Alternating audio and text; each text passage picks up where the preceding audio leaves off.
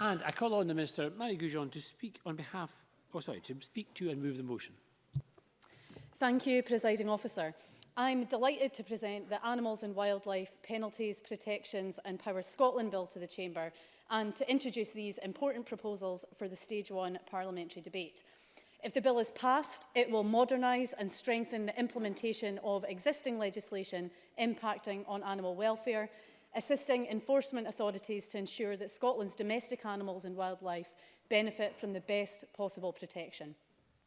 Bearing in mind the increasingly busy parliamentary schedule, the bill is tightly focused to deliver the changes that are most sought after by frontline enforcement staff and which require amendments to existing primary legislation.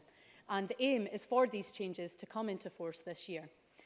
The bill addresses specific priorities, many of which have been highlighted during discussions as part of the close working relationship between officials and key stakeholders, particularly those with practical experience of working with the existing legislation and who recognise the proposals will make significant improvements to the protection of our animals.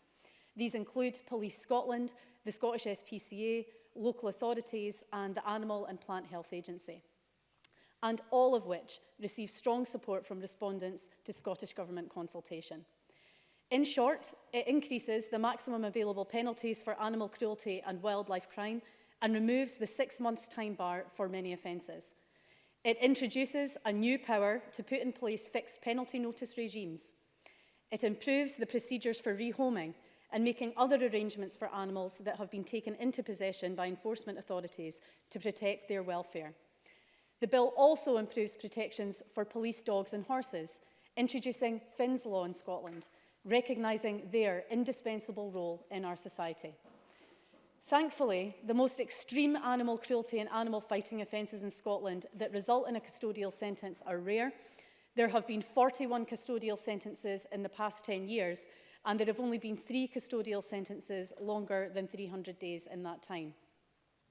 Although these most extreme cases are rare, as a society and a government, we need to send a strong message that any animal cruelty or wildlife crime will not be tolerated, and I hope the publicity around this bill will start the necessary behaviour changes to banish that cruelty from our society. These often traumatic and sadistic offences rightly attract considerable public concern, and we're also concerned about links to serious organised crime in some other cases, and particularly around the illegal trade in puppies. We believe, and others agree, that the current maximum penalties are simply not high enough to allow the courts to deal appropriately with such cases.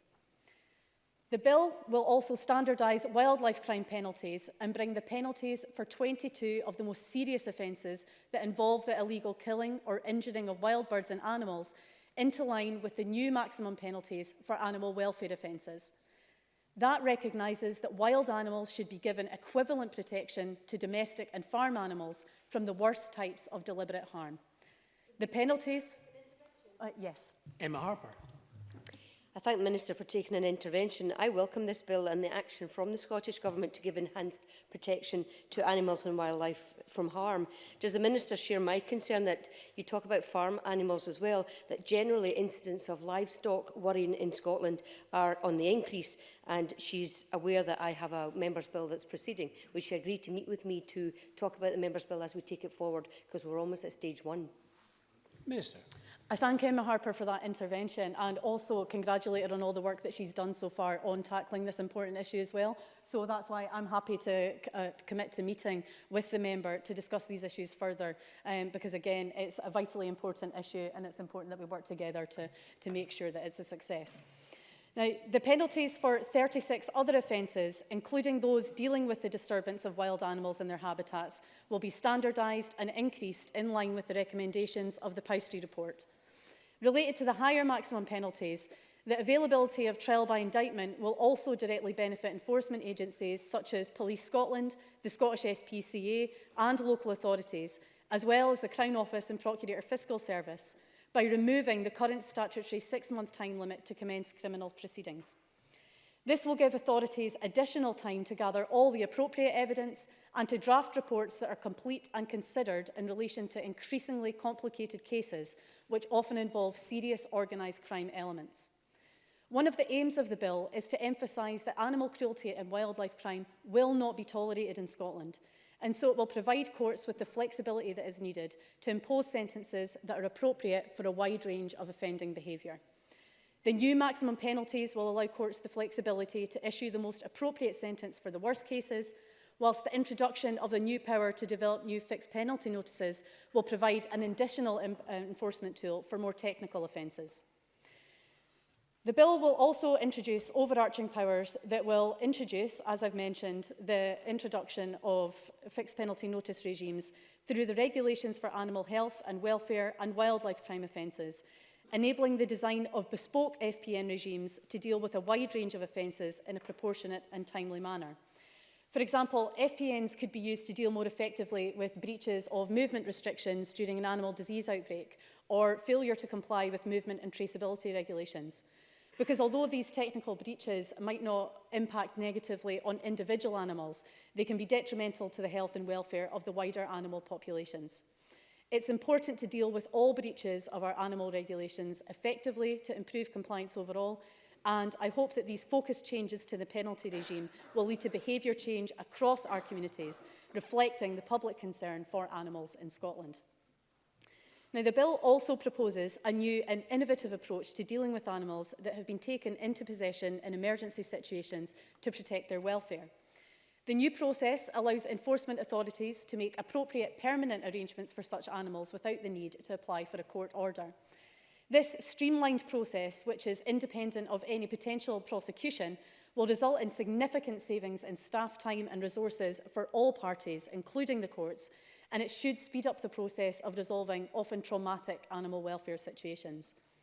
Now, we know that the neglect and subsequent suffering of animals is often a symptom of another problem, such as financial difficulties, bereavement, mental health issues, or other illness.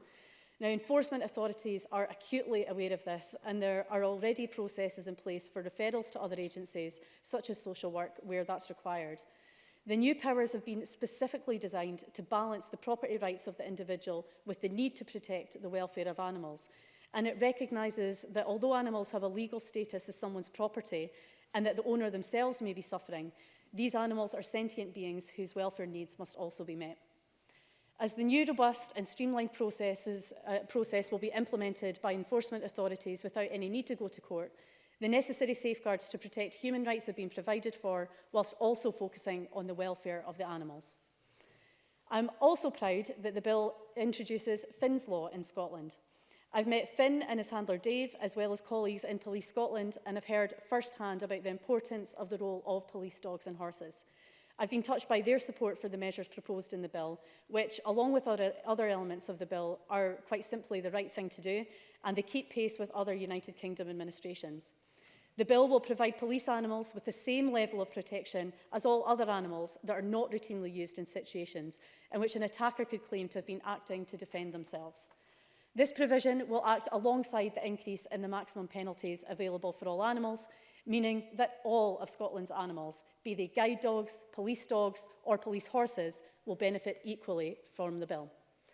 Now, I should mention that this bill is being delivered alongside a number of other initiatives to improve the welfare of our animals and wildlife, which do not require changes to primary legislation. In relation to animal welfare, these include the creation of a modern and flexible licensing framework for pet breeding, animal sanctuaries, rehoming activities and pet sales, proposals which we will bring forward later this year. And yes. Roscoe. Can I thank the Minister for giving way? Can I ask her if the Government will be bringing forward regulations for performance animals in this session of Parliament? Minister. That's something that I would look at, and I'll get back to the member on that specific issue.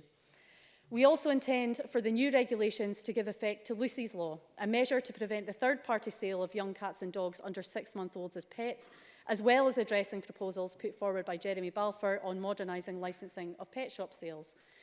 The overall aim is to regulate to protect animal welfare in a way that is not unduly burdensome for those doing a good job at present, while being effective in dealing with cases where welfare is not being sufficiently protected. Officials are also working to introduce compulsory CCTV in abattoirs and undertaking reviews of the use of electronic training collars for dogs, as well as gathering evidence of the incidents of dog attacks on livestock, where we look forward to a proposed Members' Bill from Emma Harper in the near future. In relation to the illegal trade in puppies, we delivered 2 very successful public awareness campaigns in 2018 and 2019 to encourage responsible dog ownership and help alert pet buyers to the dangers of buying from illegal puppy dealers posing as home breeders. Regarding wildlife, we're working on responses to the recommendations made by both the Grouse-Moor Review Group and the Deer Management Review Group. We will also publish a strategic approach to wildlife management that puts animal welfare at the centre while protecting public health and economic and conservation considerations. We've also established Scotland's first Animal Welfare Commission, with 12 experts from the field of animal welfare and covering a variety of different disciplines within that, chaired by Professor Cathy Dwyer of SRUC and the University of Edinburgh. The Commission will have its first meeting this month, and it will provide an independent expert forum to consider how the welfare needs of sentient animals are being met, how the possible legislative and non-legislative routes to further protect their welfare, and to identify any research required for an evidence base for future policy development. And I'm confident that this new advisory body will have a real impact in prioritising the action required to tackle the wide range of issues regarding all sentient animals in Scotland. I hope that members appreciate that this package of complementary measures will, together with the bill provisions, address a wide range of stakeholder concerns about Scotland's animals. There is widespread and strong support for the proposals in the bill, particularly amongst those with practical involvement in the current legislation, including veterinary staff and the police. I'm honoured to be responsible for introducing the refinements proposed in it, which will make an immediate impact to assist enforcement and further protect Scotland's animals. I very much look forward to this afternoon's debate and working with parliamentary colleagues to ensure that these important improvements contained in the bill can be introduced as quickly as possible without unnecessary delay, and I'm proud to move the motion in my name. And therefore I move that the Parliament agrees to the general principles of the Animals and Wildlife Penalties, Protections and Powers Scotland Bill. Thank you very much. Can I now invite Gillian Martin to speak on behalf of the Environment, Climate Change and Land Reform Committee? Thank you, Presiding Officer. On behalf of my colleagues on the Environment, Climate Change and Land Reform Committee, I'd like to open by saying that we very much welcome this bill and are supportive of its aims to increase penalties relating to crimes of animal harm. We took evidence from many stakeholders, very experienced and expert stakeholders, and then published a report in February of this year. And I thank the Minister for her recent letter to the committee and for the early notice of the areas in which she intends to introduce amendments at stage 2. We particularly want to welcome the establishment of the Animal Welfare Commission, and we were encouraged to see the very experienced members of the Commission being announced recently, and we look forward to working with them.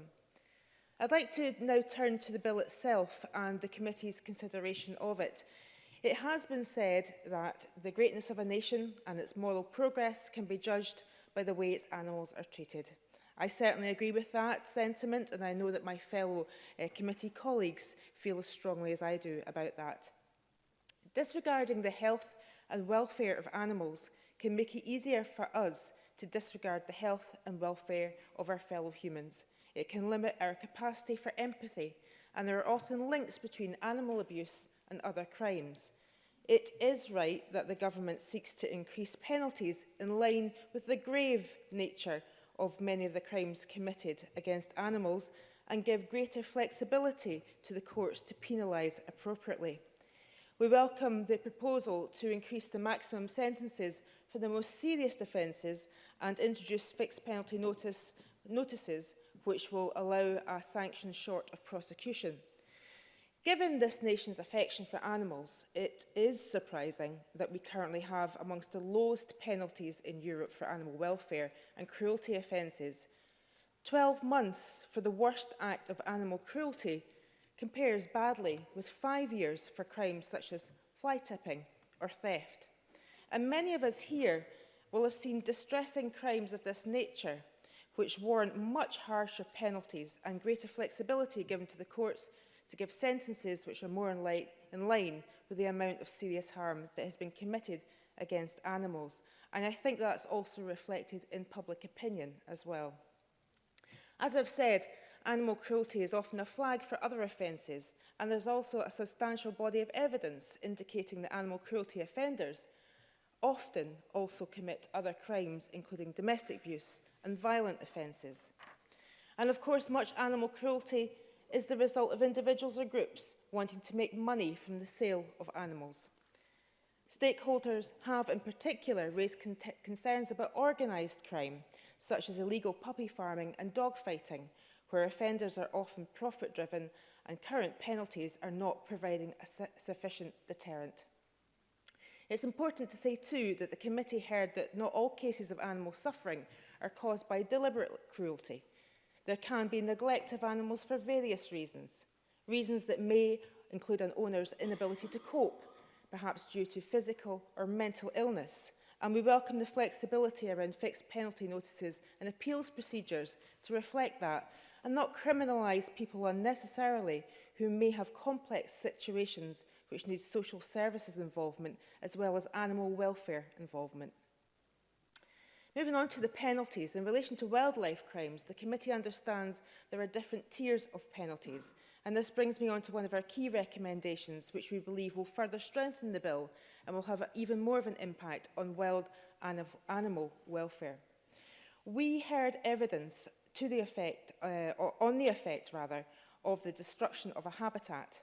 Destroying an animal's habitat can be as fatal as directly harming or killing an animal. For example, the destruction of sets, badger sets, that could lead to the destruction of a colony and the deaths of all or some of the animals. This is particularly true in any kind of breeding situation. We believe that the willful destruction of a habitat is as much of an abuse of an animal as direct abuse. So the committee is recommending that the Scottish Government reconsiders its approach to ensure enhanced protections are extended to resting places and breeding sites, and therefore sentencing that can reflect where crimes in effect have equivalent outcomes in terms of harm to an animal. We believe the extension will act as a deterrent to willful destruction of animal habitats and strengthen the bill. Now, I note the Minister's recent assurances in her letter that the penalties in the bill which apply to different types of offences are coherent, proportionate and appropriate and fit the circumstances of each individual case. But I would invite the Minister, in summing up the debate, to further reflect on our recommendation around habitats. It's an area in which we took some very strong evidence from a range of expert stakeholders. Moving on to fixed penalty notices, I want to talk about the proposal for regulations to be made to create a fixed penalty notice regime. The committee has already flagged up that it's seeking assurances that fixed penalty notices will not be used when the severity of the crime is such that prosecution would be a more appropriate action. And we welcome the update from the Scottish Government on the timing of the outcomes of the consultation on fixed penalty notices for animal health offences. I note that the Minister will seek to amend the bill at stage 2 to allow fixed penalty notice regulations, and we look forward to receiving more information about the nature and detail of these ahead of stage 2. I also note the intention of the Minister to consider whether it's appropriate to lodge a stage 2 amendment to introduce a power in the bill for Scottish ministers to make provision in future regulations for the use of fixed penalty notice regimes for certain wildlife offences, and we will of course consider this if we're presented with the amendment. Moving on to impact statements. Again, we had a strong recommendation around this. When considering wildlife crime, we did hear from experts that impact statements are very helpful in coming to any kind of conclusions around the penalty required. In our report, we made mention of our support for the recommendations of the Powsty Review, and that was to put impact statements on a legislative footing. Stakeholders told the committee that Sheriffs and Procurators Fiscal said that having impact statements available to them before sentencing was extremely helpful in providing background information. The committee were convinced that this was an important point and has recommended that impact statements be required by law to be available to the courts in offences of this nature. We note the Minister's recent comments that the current system is, I quote, working well. However, the committee is asking the Scottish Government why it considers putting impact statements on a legislative footing, as recommended by Professor Powsty, is unnecessary, and perhaps the Minister could address that in her closing statement today. I want to move on to what we as the committee believe to be one of the most significant procedural changes presented by the bill. As the Minister said, the bill proposes a power to rehome or sell off animals without first obtaining a court order. The committee heard compelling evidence to support this and is fully supportive of this change. This move protects the welfare of animals affected. It will allow domestic animals to be rehomed quickly instead of being in limbo, in kennels, and for livestock they will be able to be quickly sold on to new owners. This proposal will also mean that animal charities or local authorities will not have to provide the resources and bear the enormous cost of caring for animals on a long-term basis. The committee is supportive of this change, which we consider an important step in animal welfare. We also heard about the need to provide additional protection for service animals. There's a Scottish Finns law. Thankfully, there have been very few attacks on service animals in Scotland, but it's only right that animals which work to keep us safe should be given the fullest protection when we can give them in return, and the committee fully supports the additional protections in the bill. I'd like to end by considering the importance of information sharing. We heard that there's not a centralised registration system for current penalties, such as disqualification orders. We believe there's a need for relevant agencies to share information on criminal animal cruelty. And the committee welcomes the recent information from the Minister that Police Scotland is currently discussing a joint working protocol with Scottish SPCA. And the committee would welcome further information on that collaboration. I want to finish by thanking the many expert stakeholders who gave such compelling and important evidence, which we hope will strengthen an already very strong bill, which will act as a deterrent to those wishing to cause harm to animals. And I'd also like to thank the committee clerks for all the hard work and assistance on behalf of all committee members. The committee recognises that this bill is not the end of the work that we have to do to protect Scotland's animal and wildlife. It is, however, a very positive step, with some elements of it being described as groundbreaking. The committee therefore is pleased to support the general principles of the bill. Presiding Officer. Thank you very much. And I call on Finlay Carson to open for the Conservative Party. Thank you, Presiding Officer, and I'm pleased to lead this debate for the Scottish Conservatives at stage one, having been part of the Environment, Climate Change and Land Reform Committee who oversee this bill. Let me say at the outset that the Scottish Conservatives are supportive of the general principles of this bill. Indeed, I had preliminary talks 3 years ago with officials on what opportunity there was to address many of the shortcomings that this bill will now address, including setting out penalties, increased penalties for animal and wildlife crime, introducing new fixed penalty notices, extending the time allowed for prosecutions, and giving more powers to authorities when animals are taken into possession to alleviate their suffering. And the very welcome move to increase protection of service animals in our very own Scottish Finns law, which my colleague Liam Kerr has championed. Certainly. Liam Kerr. Very grateful. As the member says, this is an excellent provision and it follows a huge campaign led by PC Wardell and so many others, and over 56,000 signatures on my petition.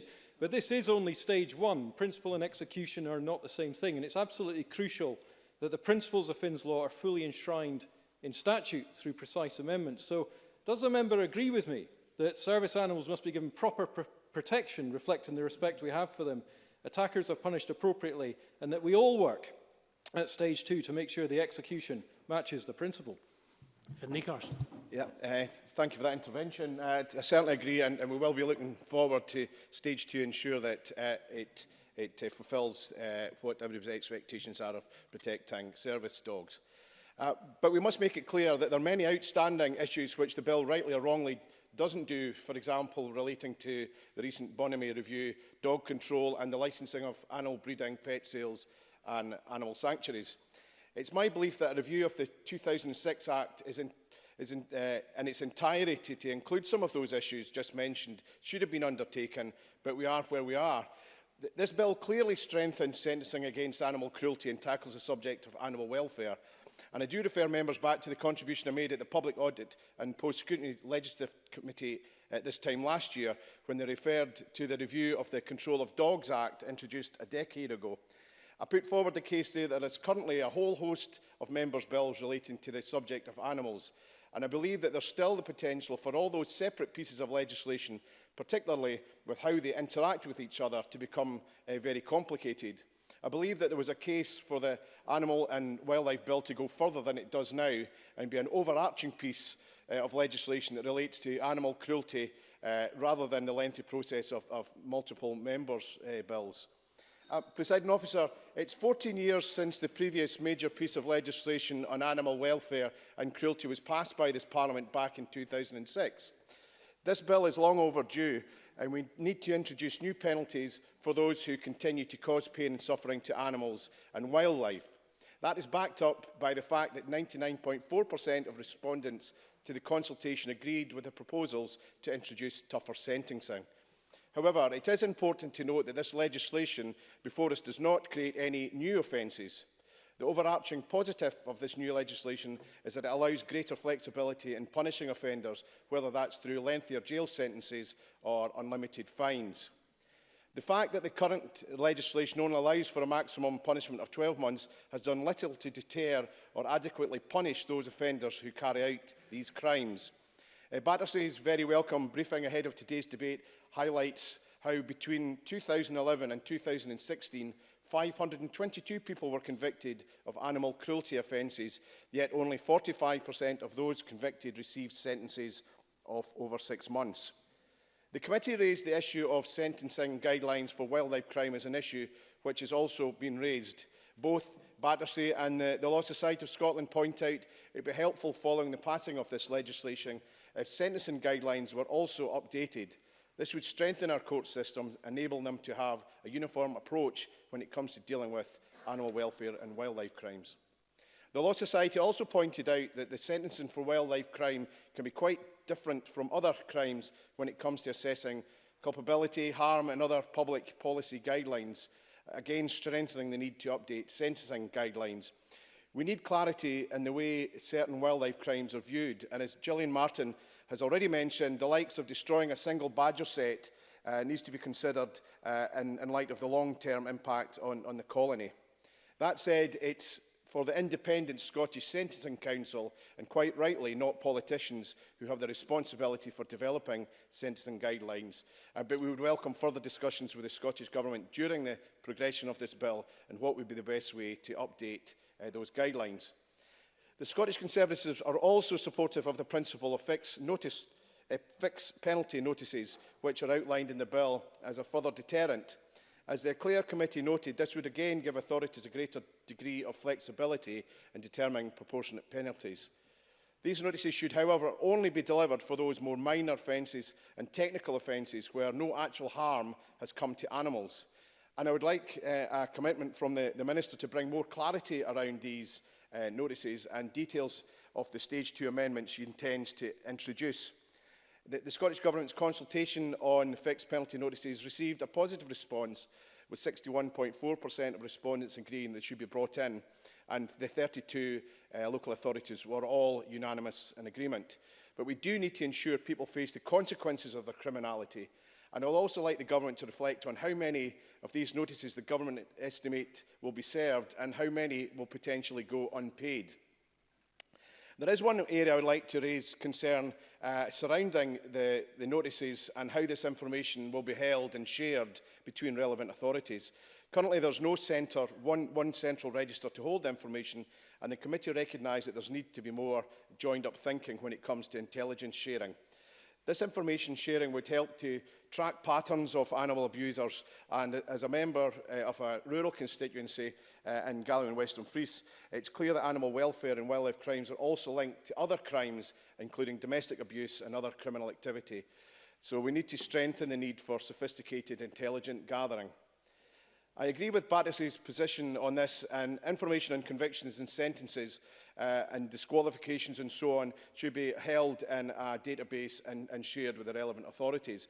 And we will seek to strengthen the bill with amendments at Stage 2 to give clarity and reassurance around who is party to this sensitive information. Having access to identify convicted offenders is vitally important as part of the bill, but it must be done in the right way. Whilst there has been some increase in police resources, I still have concerns that to ensure the increased penalties act as a deterrent, we must ensure that the chances of being caught and convicted are also increased. And we can do that by giving more resources and support to wildlife crime officers to catch those offenders. And I am open to the SSPCA's suggestion that a task force should be set up to review the extension of wildlife powers and overall enforcement when it comes to tackling wildlife crime in Scotland. And I would also welcome further discussions with the Scottish Government in order to increase the resource available to those supporting tackling wildlife crime. In England and Wales, we've already seen the welcome introduction of Finn's Law to protect police dogs and horses who serve alongside our officers. And as we've heard earlier from my colleague, Liam Kerr, he's done a tremendous amount of work to ensure that this law will now be extended to Scotland, becoming part of the bill. And I pay tribute to his efforts alongside many other campaigning groups and individuals like PC Dave Wardell. This bill, Presiding Officer, is long overdue to ensure that those who continue to commit painful and cruel crimes against animals now know that they'll be dealt with by the full force of the law. And it's welcome to see the Scottish Government deliver on their commitment on this, ensuring that all parts of the United Kingdom have legislation that cracks down on wildlife crime. There is scope to bring forward amendments for the bill at stage 2, but in principle, the Scottish Conservatives welcome this legislation. Claudia Beamish, 7 minutes, please. Thank you, Presiding Officer. Scottish Labour robustly welcomes heavier sentences for serious animal and wildlife crimes, up to 5 years in prison and unlimited fines. We are supportive of all the Eclair Committee recommendations, of which I am a member, and it is, just for the record, a unanimous report. We agree with the general principles of the bill, and Scottish Labour also recognises animal sentience. There is, of course, strong public interest in ensuring the protection of animals and wildlife, as our convener Gillian Martin has already highlighted. I thank the Minister for her response to the committee recommendations, which was indeed received in reasonable time to consider, which is most welcome. Whilst recognising the complexities of some of the issues, there are some parts of the bill that my colleague Colin Smith and I will highlight today, where it is our view that the Scottish Government response is somewhat disappointing. As our convener outlined today already, in relation to the destruction of habitats, I quote, "The committee recommends that the Scottish Government reconsiders its approach to ensure enhanced protections are extended to resting places and breeding sites before sentencing, so that therefore sentencing can reflect crimes which are in effect have an equivalent outcome, i.e. in terms of harm to the animal."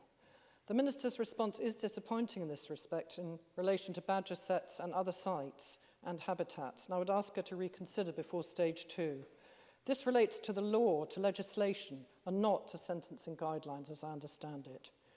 The use of illegal pesticides does not seem to me to carry a sentence either, which is likely to act as a deterrent, so the Minister's response to the committee on this is also disappointing.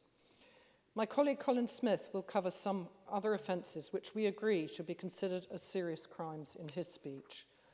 In January, I attended a meeting organised by Fisheries Management Scotland and Scottish Land and Estates, where there was wide recognition that Atlantic salmon are reaching crisis point and that the salmon conservation should become a national priority.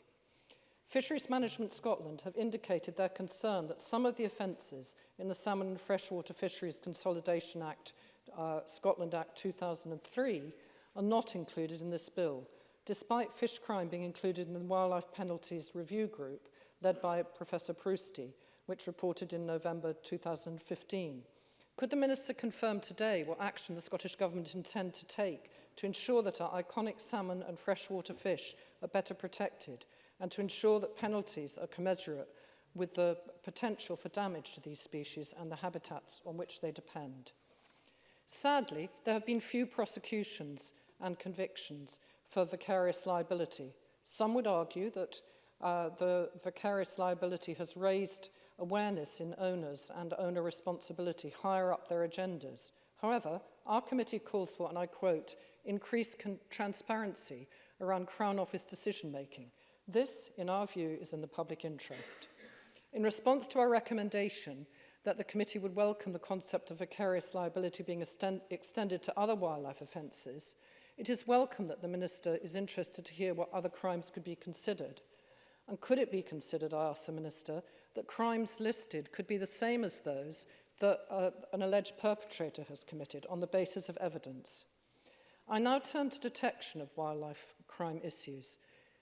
The committee argued to, and I quote, enhance detection and prosecution by expanding the powers of the SSPCA as an approach to better resourcing of wildlife crime enforcement. As we're all keenly aware, these crimes happen in remote and hard-to-reach areas of the country. Resources are stretched, as we know only too well, and the combination of poor weather and delayed forensic examination of a potential crime site can compromise prosecution. The Scottish Government argues that the bill should not be delayed in order to enable further consultation on this power extension. While I recognise that there are complex issues to clarify, the SSPCA, I understand, is working with ministers, officials and Police Scotland to find a suitable solution to this matter away from the current bill. And the SSPCA says now is the right time to establish a task force, as highlighted also by Finlay Carson, to review enforcement when it comes to tackling wildlife crime in Scotland and allow for potential extension of wildlife powers to be discussed in more detail. We believe this group should be established within the next 3 months. This issue was live in the last Parliament session, and Scottish Labour asked for a resolution in this one. Yeah, just briefly. Colin Smith. Thank you, President Officer. On the issue of enforcement, the bill obviously proposes allowing animals to be rehomed without a court order, but does Claudia Beamish agree that one positive measure that a number of animal welfare charities are proposing is that there should also be a time limit when it comes to dealing with appeals, so that animals being held while the court makes a decision on the appeal are not held for a protracted period? Claudia Beamish. That I absolutely agree with. And SSPCA again has highlighted that animals can be waiting a decision on their fate for weeks, months and sometimes years. So this is of fundamental importance. Also raised by the committee in our recommendation 51, video surveillance of wildlife crime is highlighted as a valuable detection tool and evidence opportunity, though it has long thrown up some challenges. With the recognition of serious crime, I very much expect that Police Scotland will be able to make use of this method more widely, and hope this will be the case.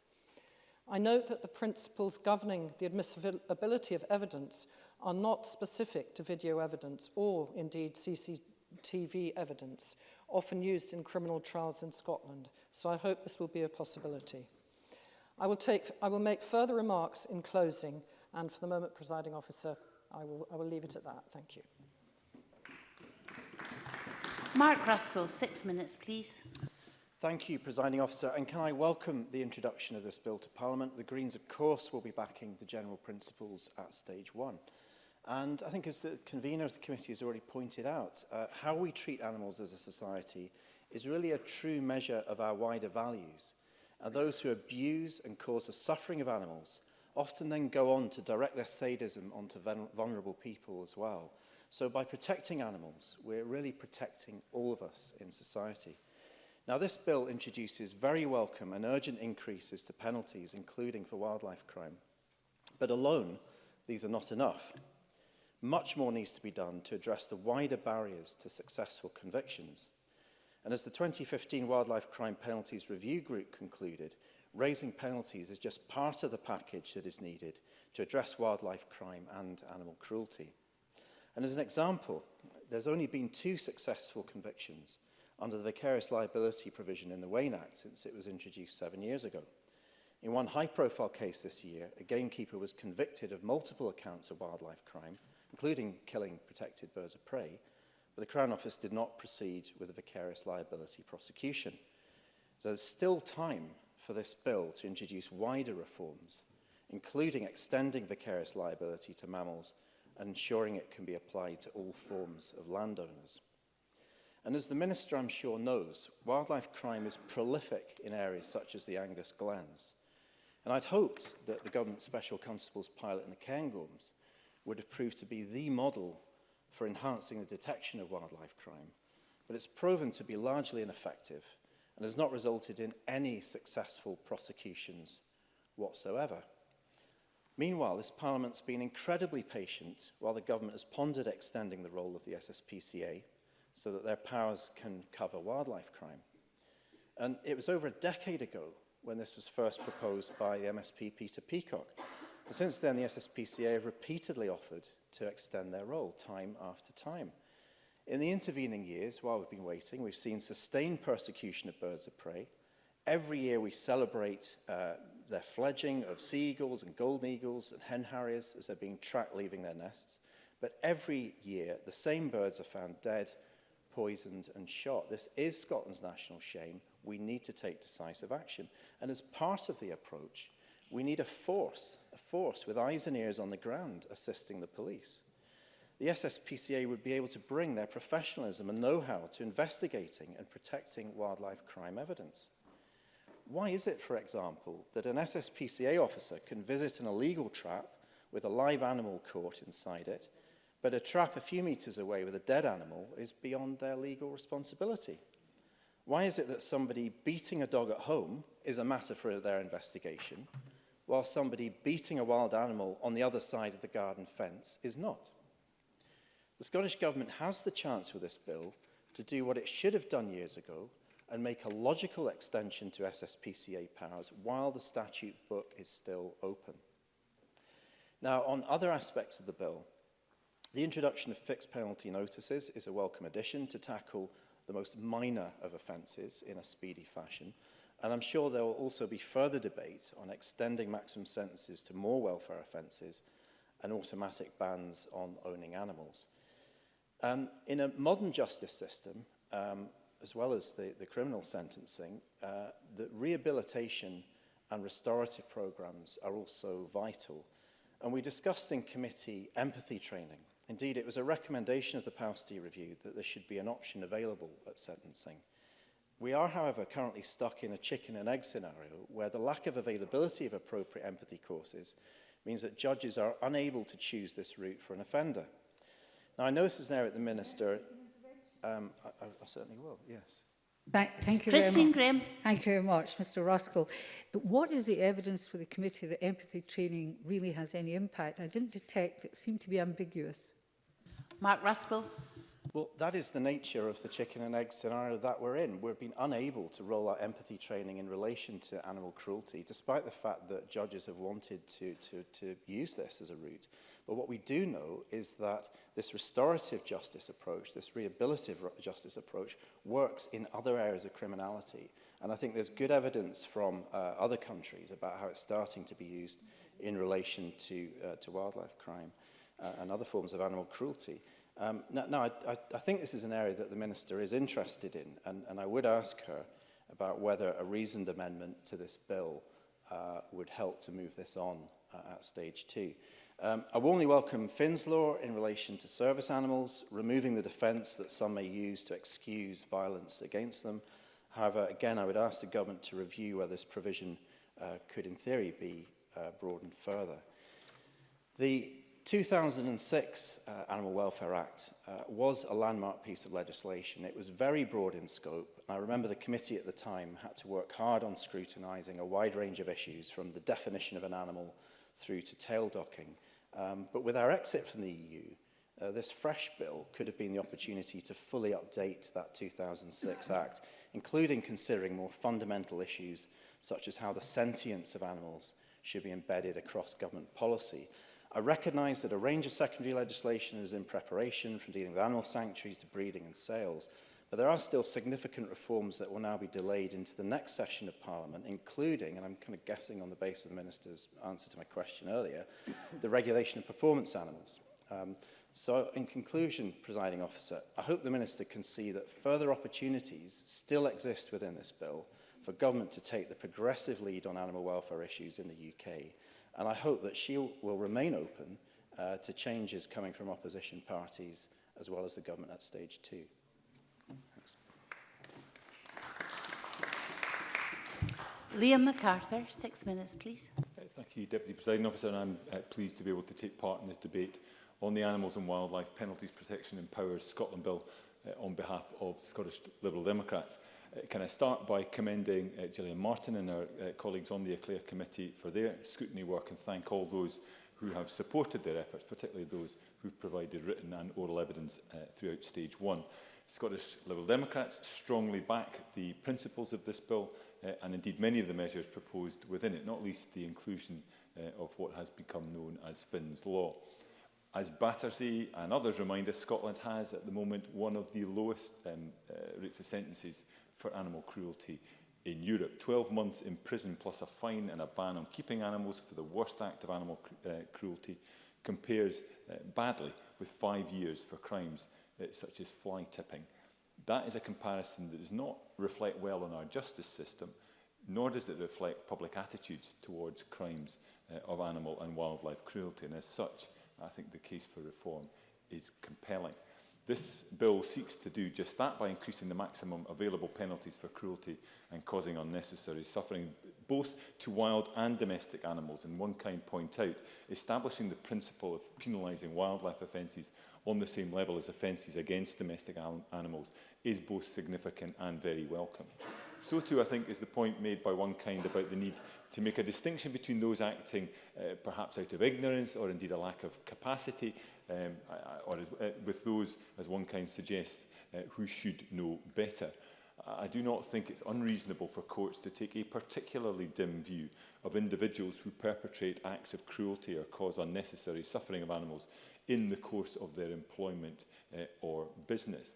Breeders, farmers, gamekeepers can rarely argue with any credibility that they are somehow ignorant of the law. In supporting an increase for the most serious cases of cruelty and abuse to up to 5 years imprisonment, the Law Society helpfully clarified that the benefit of this is in the extent to which it broadens the range of prosecutorial options. This will, of course, allow certain offences to be tried on indictment where circumstances merit, potentially also increasing police powers in the detection of certain more serious wildlife offences. As well as allowing for more appropriate sentencing in some instances, I hope and expect that the measures in this bill would act as a more effective deterrent. Obviously, the ambition would be to see a reduction in cases overall, including a reduction in individuals offending and then going on to reoffend. And in that context, I was particularly struck, again by the comments from one kind, about the potential for alternative approaches. At a time when our prisons are full to bursting, when all the evidence tells us that short prison sentences are more ineffective in reducing rates of reoffending than community-based measures, this seems to be an area ripe for making use of alternative and more effective approaches. Community payback orders are already used widely to deal with animal welfare cases, but perhaps not enough attention is given to using these to deliver lasting behavioural change. This, of course, is in line with the Pousty Review, which recommended, quote, that wildlife crime offenders should be required to attend retraining courses, including courses on empathy where appropriate. However, Pousty goes on to warn that, quote, this would require establishing that such courses are available and raising awarenesses of such courses amongst the judiciary. And as the Justice Committee has heard repeatedly over recent years, this is a common refrain when it comes to community-based measures. The investment needed to increase capacity and raise awareness, however, is far less costly than continuing with custodial sentences and high rates of reoffending. At stage 2, I hope the committee will look at how the bill might be amended to broaden sentencing options further, including in terms of restorative justice for the very reasons that Mark Ruskell, I think, helpfully laid out just a moment ago.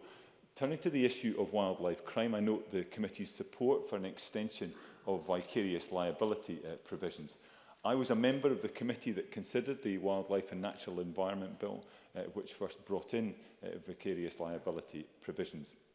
Indeed, where the previous convener of the committee swung effortlessly into the role of minister before bringing forward the proposals the committee was scrutinising. This, of course, was aimed at trying to respond to the persistent and egregious persecution of raptors and birds of prey.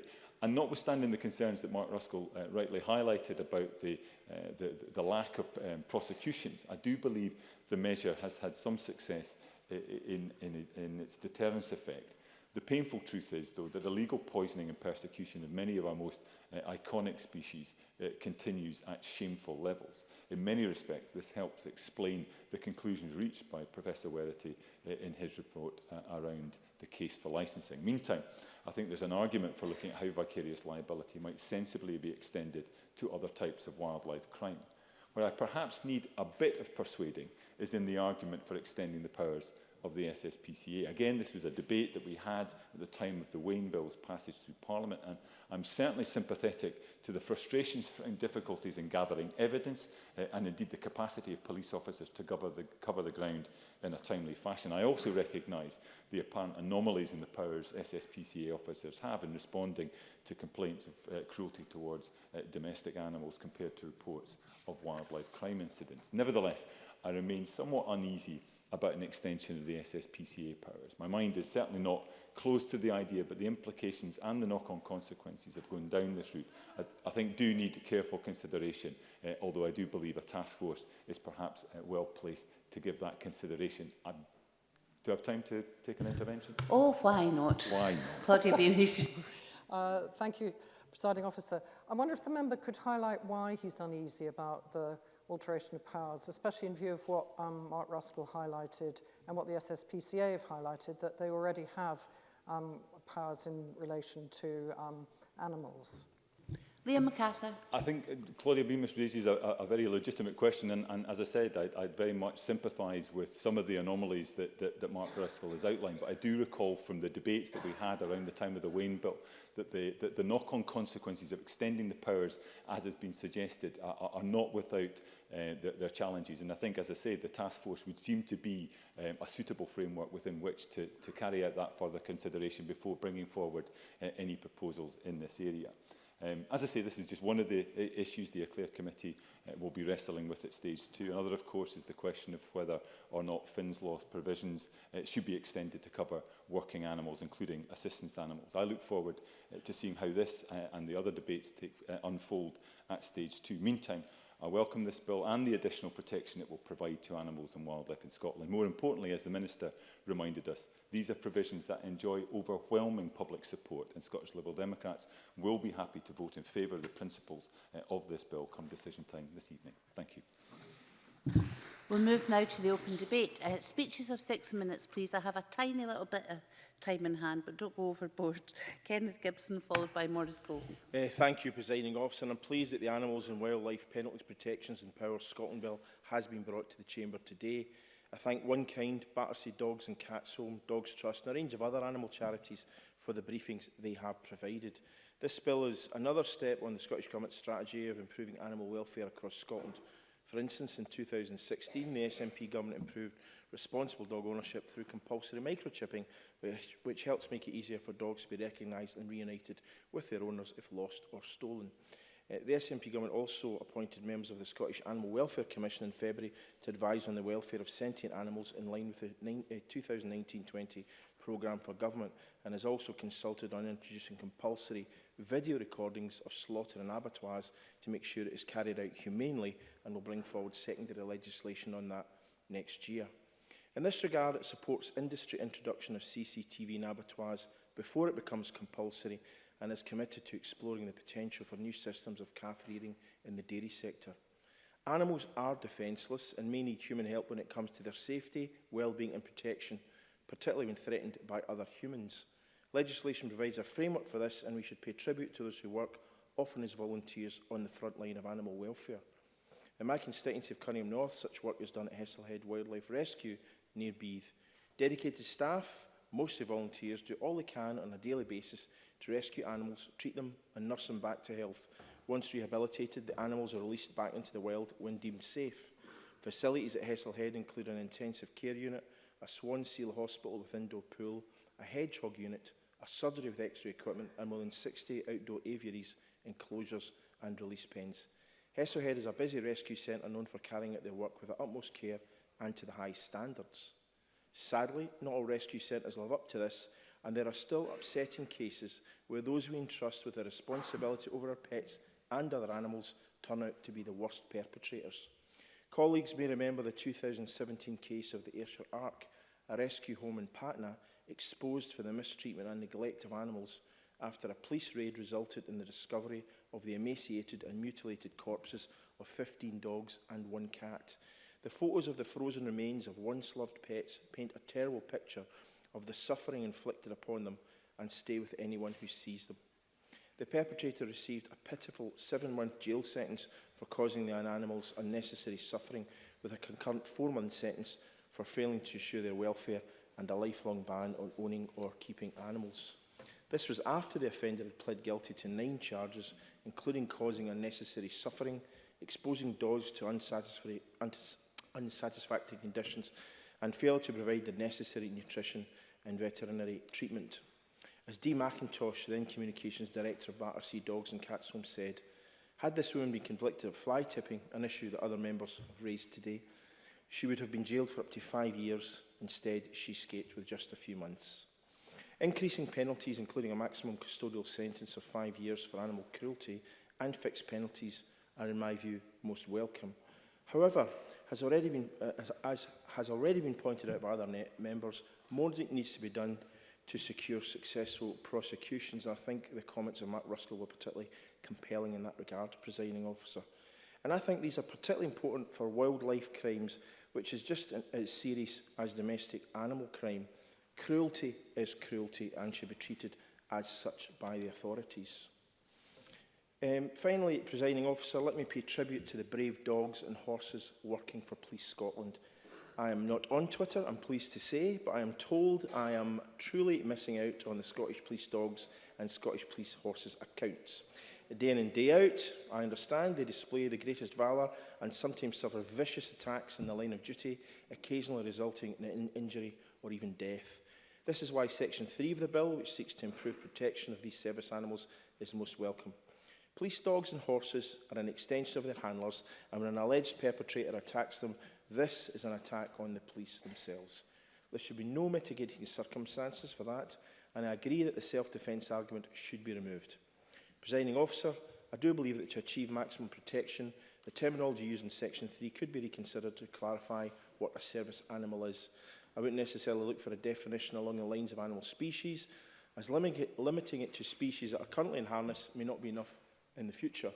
It would be better to define more clearly which service these animals are involved in. It would also be good to clarify whether this includes guide dogs, which even more so than rescue and armed forces service animals are an extension of the person who handles them.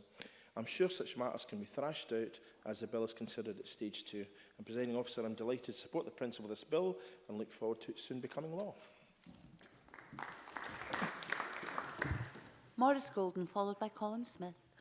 Thank you, Deputy Presiding Officer. I've spent several years campaigning to improve animal welfare in Scotland, and there's much to welcome in the Animal and Wildlife Bill, not the least of which is toughening punishments for animal cruelty. The Scottish Conservatives are clear on this. Those who inflict pain and suffering on animals should always feel the full force of the law. But that has not been the case. In almost 800 animal cruelty convictions over the past decade, most perpetrators avoided prison. Just 41 custodial sentences were handed out. The public will understandably be outraged at this lack of justice. We saw that in the bill consultation, with 99.4% of respondents agreeing punishments should be strengthened. As such, it is absolutely right that the bill increases the maximum sentence for animal cruelty offences to 5 years or an unlimited fine. However, we should look to go further, such as an automatic ban on keeping animals for those convicted of the worst animal cruelty, and life bans for the worst offenders, a position supported by a number of welfare organisations, including the Dogs Trust and SSPCA. For the most minor offences, I welcome the introduction of fixed penalty notices to give local authorities more flexibility to deal with cases and help free up courts to deal with more serious cases. Given the support for this across Parliament, I hope we can correct an omission, e.g. the lack of provision for a central register to track the fixed penalties or animal cruelty cases in general. Such a register would help in making investigations more efficient, monitoring risk factors and spotting when low-level incidents might escalate. The Scottish Conservatives believe this is too important an advantage to throw away, and we will look to amend the bill at stage 2 to make better provision for data sharing. And I look forward to working with the Minister where there is common agreement. I'm also pleased to see the bill introduced Finn's Law. Liam Kerr's already had an outing earlier today, where service animals risk their lives to protect us. So it's only right that we give them protection in return. This is long overdue. And PC Dave Wardle, as well as the aforementioned Liam Kerr, have fought hard to introduce this. On the other hand, I was disappointed to see the bill do nothing to address electric shock collars. I campaigned for an end to these cruel devices, and over 20,000 people signed my petition in agreement. A prompt and effective ban was promised, but ineffective guidance was delivered. That's not good enough, and the welfare organisations agree. The Kennel Club and the Dogs Trust have said they were disappointed. Edinburgh Dog and Cat Home have called for an outright ban, and were echoed by One Kind, who say the Scottish Government should follow the Welsh example with a real ban. Minister, please listen to the experts. The current guidance does not protect dogs. It is time to ban the use of electric shock collars in Scotland once and for all. Long overdue too is making pet theft a specific offence. As the law currently stands, pets are classified as objects. Stealing a dog is treated the same as stealing a mobile phone. Anyone with a pet knows they are not objects. They are part of the family and deserve better protection from the law. In tandem, there is a need to improve how pet theft and animal cruelty incidents are recorded by the police, something both the Dogs Trust and SSPCA are actively looking at. And with 5 pet thefts a day across the UK, we need action.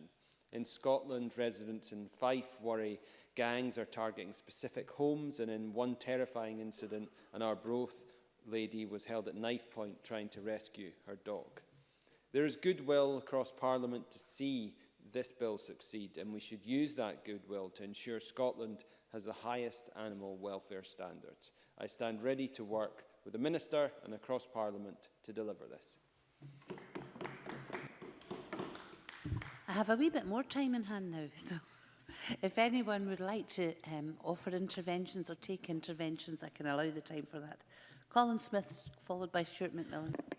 Thank you, President Officer, and can begin by declaring interest as a member of the League Against Cruel Sports, and also point out that I am Deputy Convener of the Cross-Party Group on Animal Welfare and Scottish Environment Links MSP, Species Champion for Badgers. President Officer, Mahatma Gandhi once said, "The greatness of a nation and its moral progress can be judged by the way its animals are treated." But President Officer, from baiting and fighting to mass puppy farming and the illegal shooting of birds of prey, there's nothing great about the heartbreaking stories of cruelty we hear about taking place in Scotland every day. This Parliament has a moral duty to make sure our laws help tackle that cruelty and deliver the highest standards of animal welfare for every animal in Scotland. It's clear that the current sentencing options for animal welfare and wildlife crimes don't reflect the severity of the crimes we hear about, so I welcome the decision to correct this in the bill, and I congratulate all those campaigners who have fought so hard for that change in the law.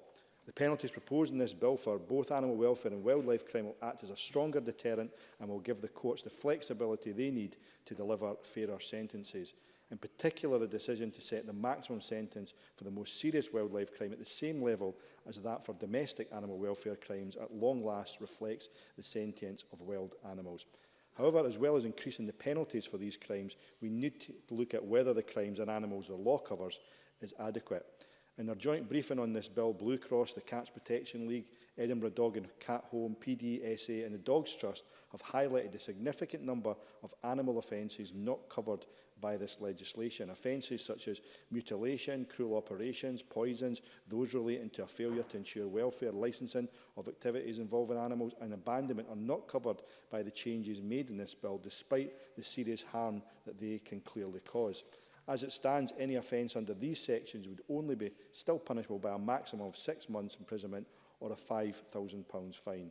If the aim of this bill is to properly punish, act as a deterrent and give the courts more flexibility to deal with animal welfare crimes, it does not go far enough, and there is a clear case for expanding the offences covered by increased sentences.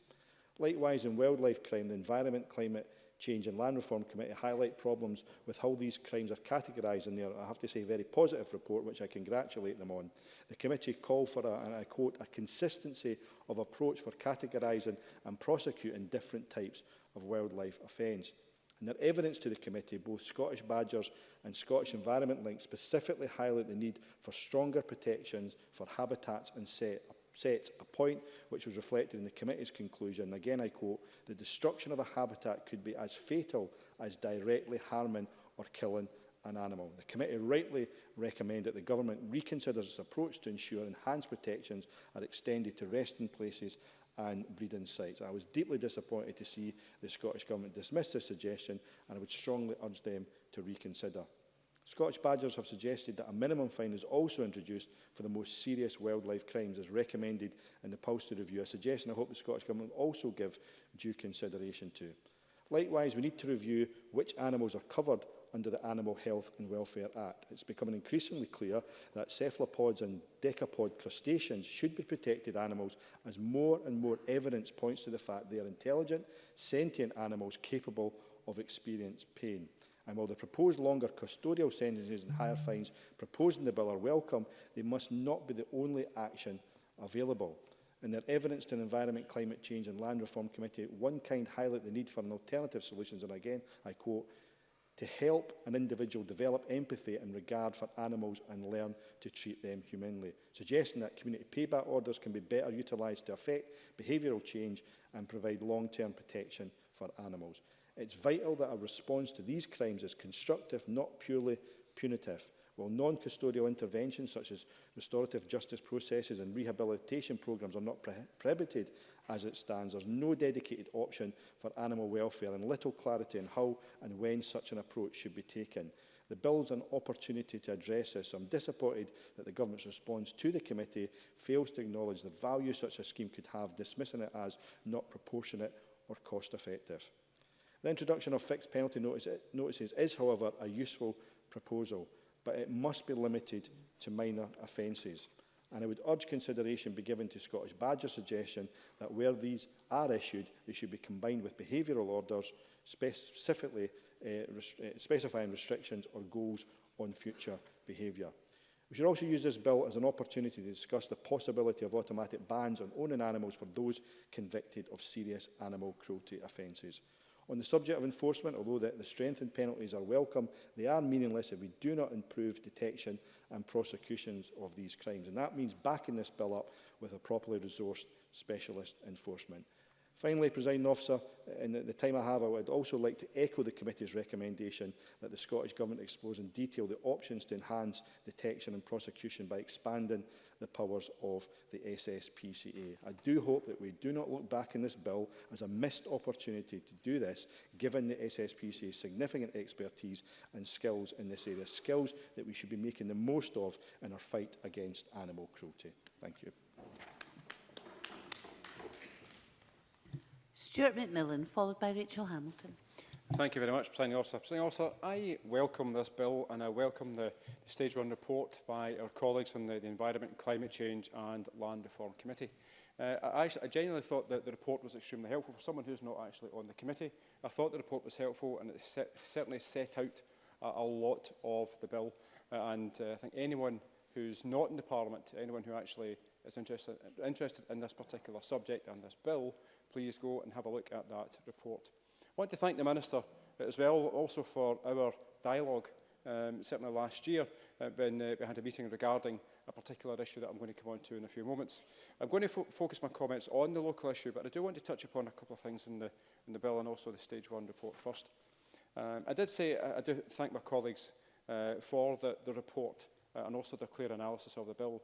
And page 2 and also the graphic on page 2, I think is clear, and I think it's important that people do recognise that there is a lot that this bill will do. It will increase the penalties for animal and wildlife crime. It does introduce fixed penalty notices. It extends the time allowed for prosecution. It increases the protection for service animals, and it gives new powers to authorised persons. I think these are extremely important. I also welcome the recommendations on page 5, increasing the maximum penalties to 5 years, and also the further discussion to take place with the Scottish Government on the issue of the sentencing guidelines. Page 7, highlighting the empathy training. I do welcome this, but also believe that there will be some individuals who, sadly, have just got no empathy whatsoever, and any empathy training would be totally wasted on them. Because sadly, in society, that is just a fact of life. But I do welcome the recommendations on page 8 regarding the sharing of information. Also, I do note the reply from the government on this particular issue. I think that the issue here for me is that some individuals, it doesn't matter where they live, the issue of local authority boundaries will make absolutely no difference to them. So I think it's important that on this specific issue that we get it right in terms of information sharing. I want to touch upon the local issue, and that was something that I've spoken to the Minister about this before and also raised it in the Parliament before, and it was an issue that was raised in the last parliamentary session as well. In 2011, an incident happened in Gourock at Pett's Corner. It was reported in the local newspaper, the Gourock Telegraph, that someone had entered the park in Gourock and killed a number of the animals. The animals were killed by an item thought to be a golf club, as well as also by a dog. The paper wrote, and I quote, "The animal attackers went on a sickening rampage at the popular family attraction, which left 6 animals dead, 12 missing, and another 2 needing urgent treatment at a vet surgery. It's thought a golf club and a large dog were used as lethal weapons in the frenzy." Local vet Neil McIntosh of the Abbey Group, he was involved in the treatment of the animals just afterwards, and he is quoted as saying, "The 4 guinea pigs were gripped and killed by the dog, and the rabbit had a badly broken jaw, probably caused by the golf club that was left lying at the scene." Now, this crime shocked the whole community, and the local newspaper undertook a Justice for Pets campaign. The campaign received over 5,400 signatures on its petition, and it was handed in to the then Cabinet Secretary Richard Lochhead in the last session. Both ex-MSP Duncan McNeill and myself, we attended that meeting, and we were fully supportive of the Greenock Telegraph's campaign. The 2 asks of the campaign were that, first of all, increased sentencing, but secondly, to remove the time bar. And the second point was important because, say, this event took place in 2011, and local police found DNA evidence in 2013, 2 years later, directly linking an individual to the offence, and they went and arrested him. Sadly, as this happened after the 6 months period that was allowed at that point, this individual walked free. I note that the bill seeks to safeguard domestic farm and wild animals, and the various penalties already highlighted are very much welcome, but I'm aware also that each of the penalties will be triable under either solemn or summary procedure, and time bars for bringing prosecutions will no longer apply after enactment. So I'd be grateful if the Minister could therefore confirm and also clarify that the bill achieves the goal set out in the Greenock Telegraph campaign. And if there are any issues in this area, I will certainly continue to dialogue with the Minister on this. And I'll quote the letter that the Minister sent to me in March of last year, and it states, it intends, regarding the campaign, it intends that the more serious animal welfare offences could, in future, be prosecuted under solemn procedure, removing the statutory time limits for prosecution, and those proposed changes would appear to meet the concerns of those supporting the Greenock Telegraph petition. And I'm also very much aware, certainly section 10 on page 10 of the bill, and on the issue of and I quote one part, is but no such proceedings may be brought more than 3 years. So I'm grateful certainly for just a wee bit of clarification on this. But I genuinely, Presiding Officer, I genuinely am delighted that this bill is in the Parliament. I believe it's long overdue. I do thank the Minister for her hard work and her determination in bringing this bill forward. And I know that certainly animals across Scotland will be a lot safer as a consequence of it. And I'm quite sure, and I believe that many of my constituents will be delighted as a consequence of this bill. Thank you very much. Rachel Hamilton, followed by Christine Graham. Thank you, Presiding Officer. Firstly, may I thank the committee and the convener for all the hard work in putting together the recommendations set out in this report. The bill amends the Animal Health and Welfare Scotland Act 2006 plus several pieces of wildlife legislation and the Animal Health Act 1981 for the purpose of further protecting health and welfare in connection with animals and wildlife in Scotland. And it is important to remember that the bill does not create new offences. It's concerned an increase in the range of sentencing options in relation to an animal and wildlife offence that currently exists. Individuals who suffer from pain and suffering to animals should be met with the full force of the law, and the Scottish Conservatives welcome this long overdue bill, which will toughen sentences for animal cruelty. 99.4% of respondents to the Scottish Government's consultations agreed that penalties are too low, that increasing maximum penalties would increase sentencing options, and that ultimately would act as a deterrent. We have all heard of many cases of shocking animal cruelty cases where the maximum sentence available to the court just wasn't sufficient. The bill amends the 2006 Act to increase maximum available penalties for causing unnecessary suffering and animal fighting offences from the current 12 months imprisonment and or the 20,000 fine to 5-year imprisonment and or an unlimited fine. Battersea Cats and Dogs Homes say that there does need to be a change, as no matter what the circumstances, however an animal has suffered, the courts in Scotland can only punish the most serious acts of animal cruelty with up to 12 months in prison, a fine of up to 20,000 and a ban on keeping animals. BASC also have, as one of the stakeholder submissions, fully accept and recognise that the current penalties for animal welfare offences do not reflect the seriousness of the crimes in question. The proposed penalties up to a 5-year custodial sentence and or an unlimited fine reflect the abhorrent nature of the offences as detailed in sections 19 and 23 of the Animal Health and Welfare Act 2006. The severity of these sentences will likely have a strong deterrent factor that will effectively reduce the prevalence of animal welfare offences across Scotland. And I want to turn to some of the changes. The bill introduces powers for Scottish ministers to make regulations for issuing of fixed penalty notices in respect of certain animal health and welfare offences, and there is broad cross-party support for providing authorities with flexibility to determine appropriate means for the range of enforcement tools to provide a deterrent for minor offences. And it would be useful to hear the results of the consultation and how the government intends to introduce those fixed penalty notices. The Law Society of Scotland is concerned that the operation of fixed penalty notices lacks detail and would have expected consultations to have been concluded before the introduction of the bill. For example, how will the Scottish Government ensure that fines don't go unpaid? The Scottish Conservatives hope to see these questions ironed out as the bill progresses. Increasing the protection for service animals is something that the Scottish Conservatives have vigorously campaigned for. We believe that increasing protection for service animals, indeed police dogs and police horses, make it easier to convict people of causing unnecessary suffering, known as Scottish Finns law. Currently, in determining whether a person has committed this offence, the court must have regard to whether the conduct was for the purpose of protecting a person, property or other animal. The bill will require a court to disregard that defence where the offence is committed against a service animal in the course of its duty.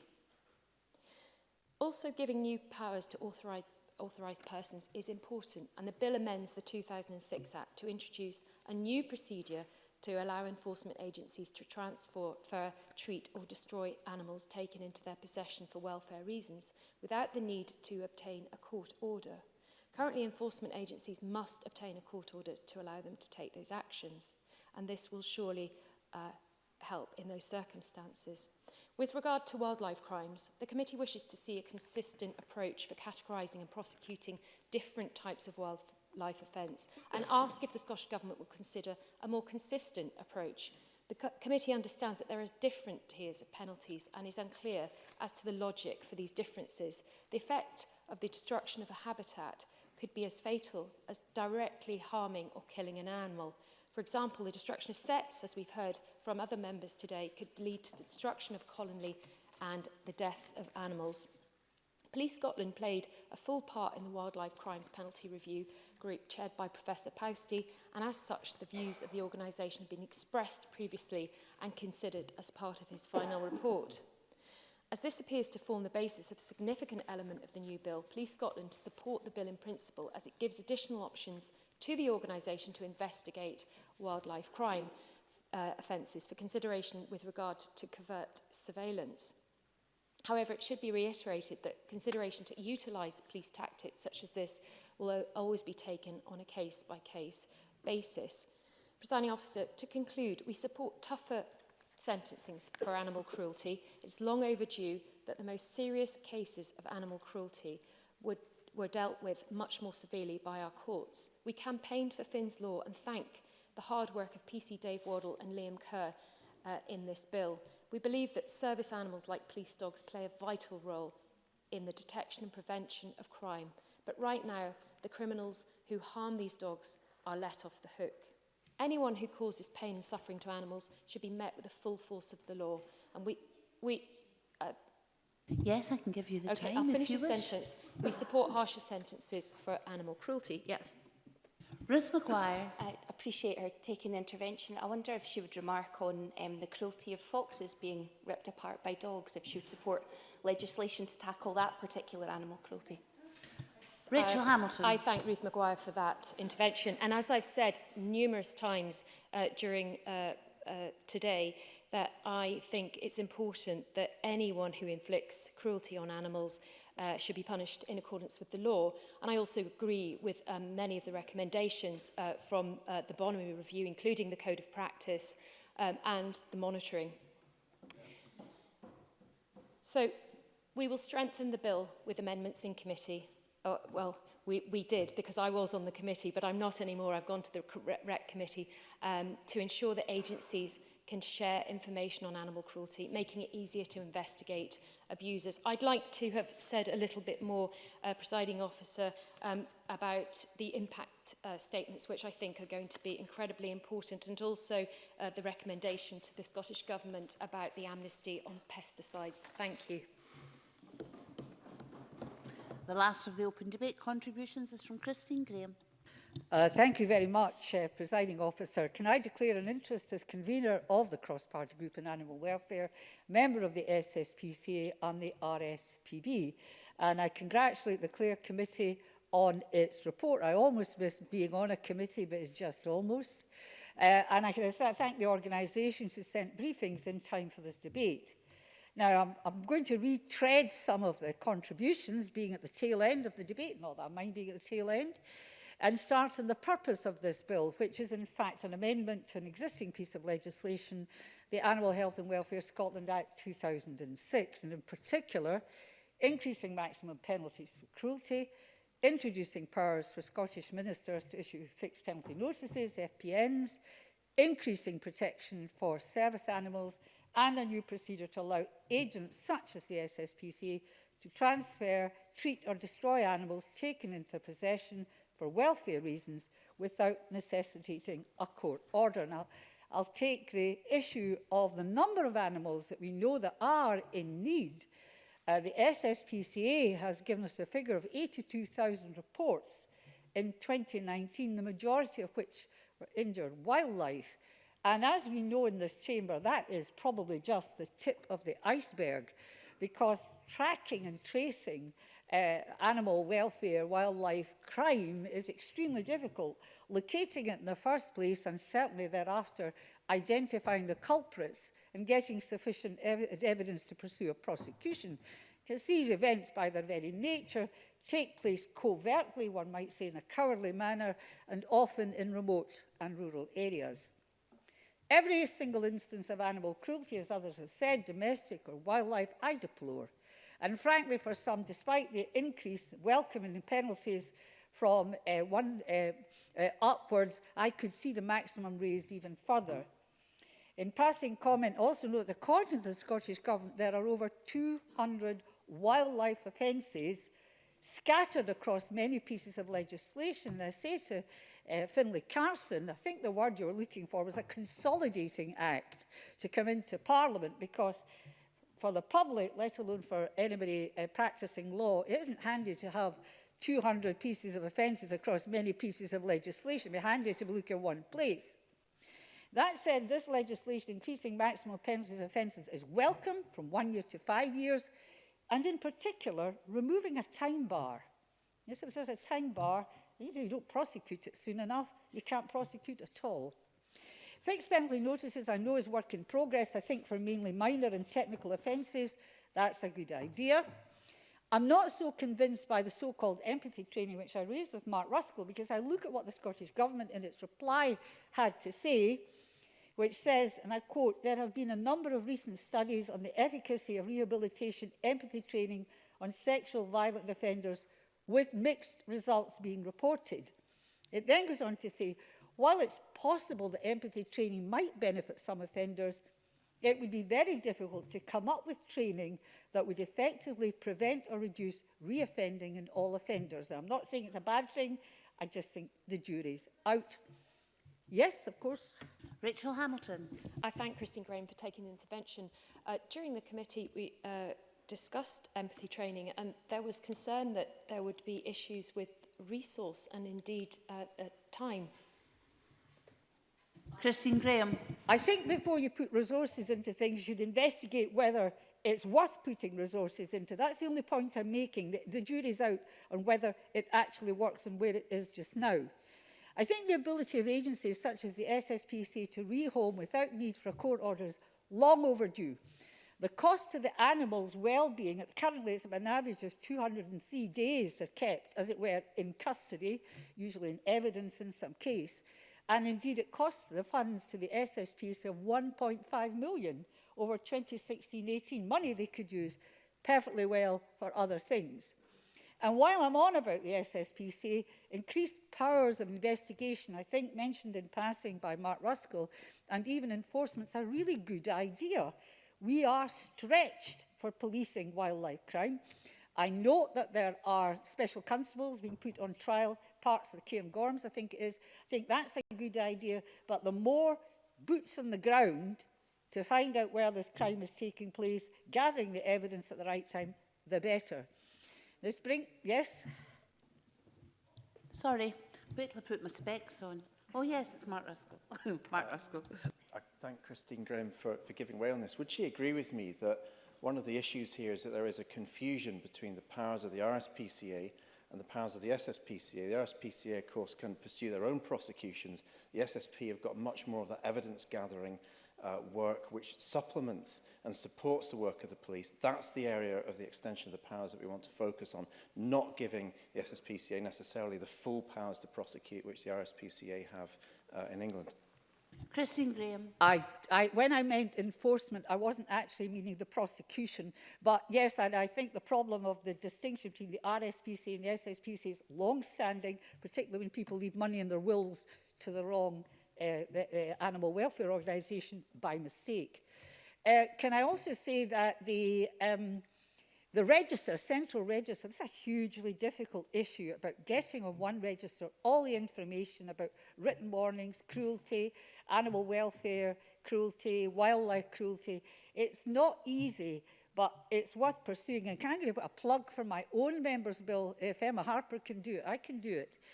I'm bringing forward the Welfare of Scotland Dogs Bill, which will look for a central register for all puppies born in Scotland to match the fact that all licensed breeders have to register them. So we'll know who's got the dogs and where they've come from. That's nothing to do with this debate, but I'm going to use it for that anyway. One recommendation which I've raised, which I couldn't quite follow, and this is what is the removal of, an absolute removal of the defence of self-defence in relation to attacks on service animals. Now, I don't want anybody to get me wrong here. I absolutely deplore attacks on service animals.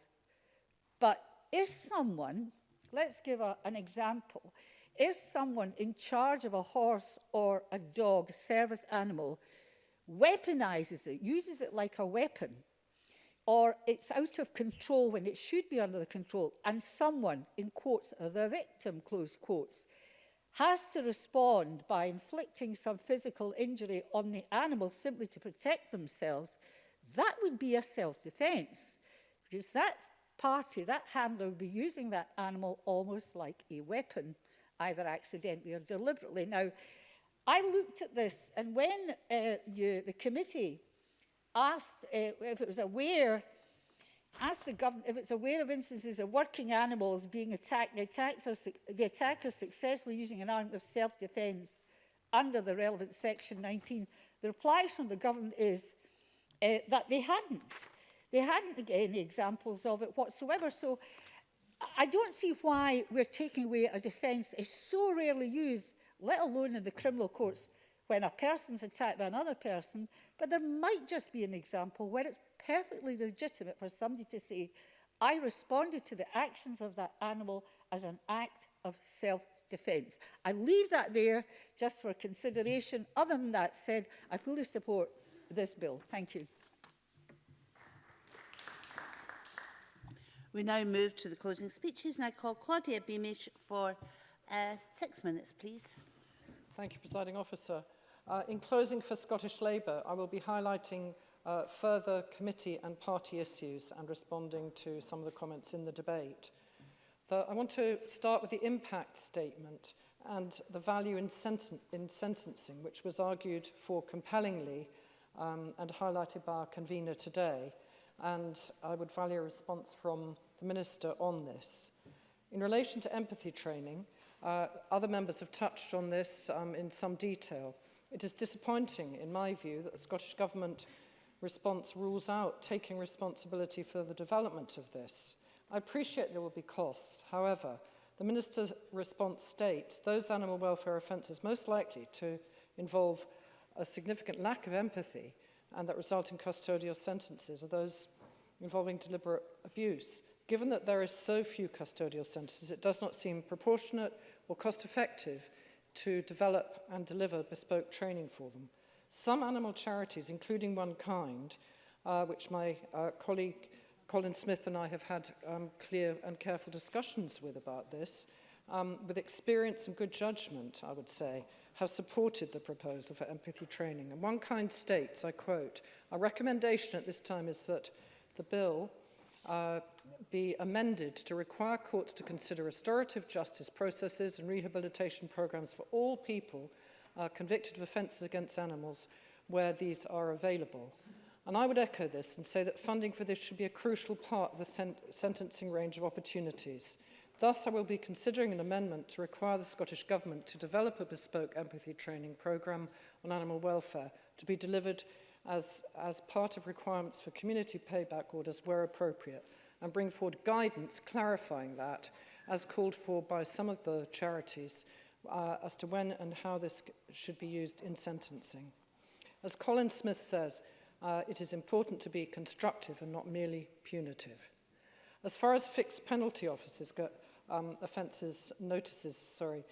I welcome the Minister's commitment to look at the detail of these before stage 2, and in view of her comments about their use and the fees, I hope it might be possible for local authorities to have responsibility and to be able to use this fee money appropriately and relevantly. And the Minister's letter to our committee today about the FPN's consultation process highlights a positive response.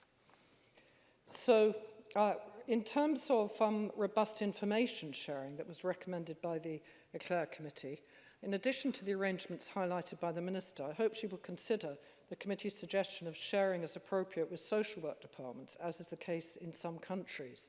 There is evidence that there is a link between a range of challenging crimes, some against animals and others equally, sadly and worryingly, against humans. And I welcome the complementary measures also highlighted by the Minister in the bill.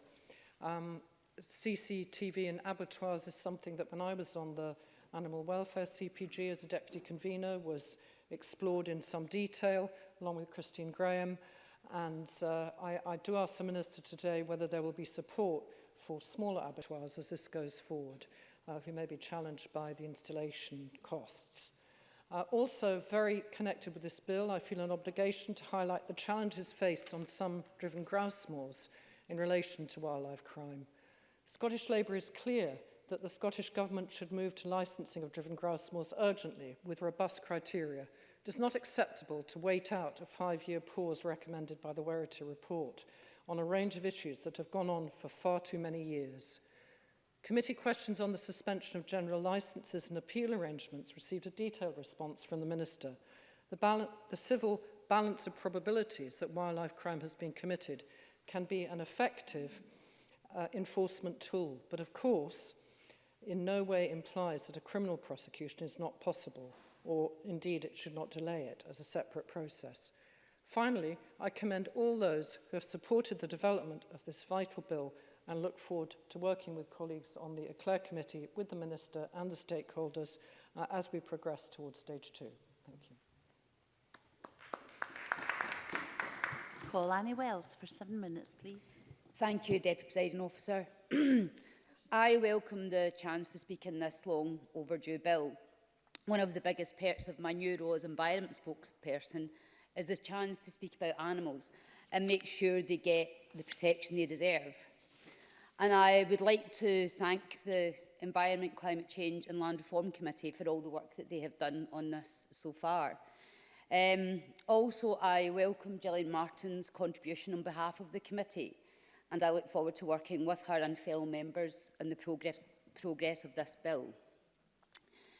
As the owner of 2 dogs, myself, Albert and Faith, I know how I would feel if they came to any harm.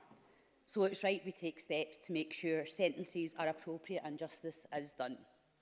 As Claudia Beamish has said, there is strong public interest in the protection of animals. And I totally agree with that. And we can all readily agree that individuals who cause pain and suffering to animals should be met with the full force of the law. And it is right that we increase these maximum penalties and make sure the appropriate deterrent is there. 12 months for animal cruelty is, in the most severe cases, is just not enough. The justice system needs the flexibility to treat the most shocking acts more seriously than it does at the moment. Maurice Golden made a good point regarding a lifelong ban for those who commit the most serious of crimes, and I look forward to see amendments put forward at stage 2 with regards to that. And as Liam MacArthur reminded us, that Scotland has one of the lowest rates of sentencing in Europe, with only 41 in the last 10 years.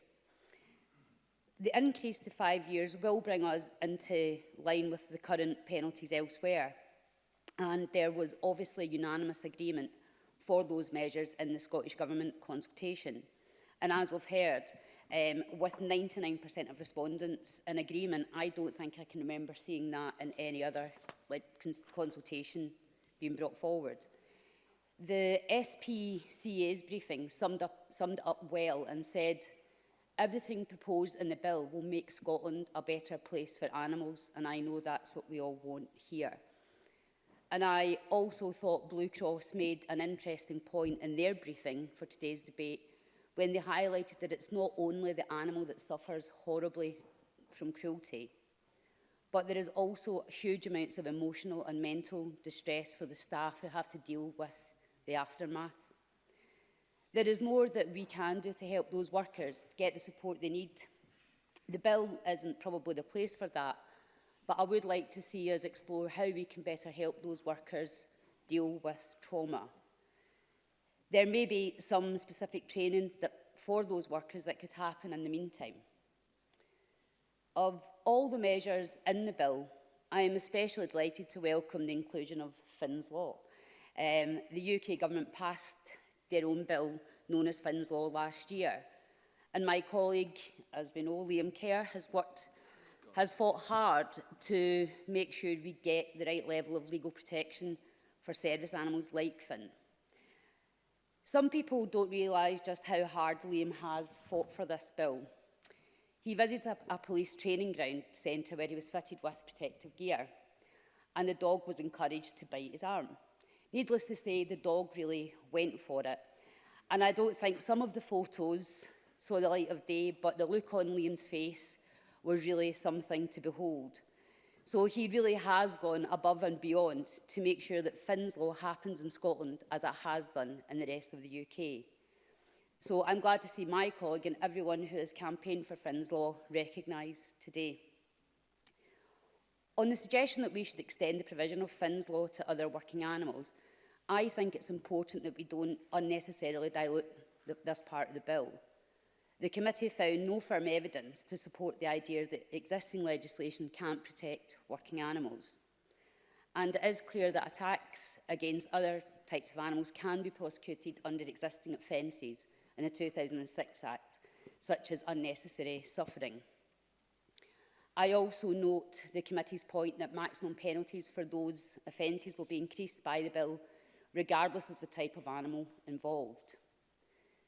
As far as improvements are concerned, I think there are two areas in particular that the bill could be better. Firstly, I think the Law Society of Scotland makes a very worthwhile point when they suggest that there is a need for guidance. Help inform, guide and ensure consistency in sentencing. Anecdotally, I accept the Law Society's point that we could have more firm evidence on this. It does seem that sentencing of people who have committed horrific acts to animals can be inconsistent. In the Minister's response to the committee, I know she raised that the Scottish Sentencing Council have responsibility for guidelines, and in May 2019, they said they would defer the creation of these guidelines so that they can focus their particular efforts on sexual offences. And while I fully support that decision and the independence of the Sentencing Council, I think there is a need for guidance to be brought in as soon as practically possible.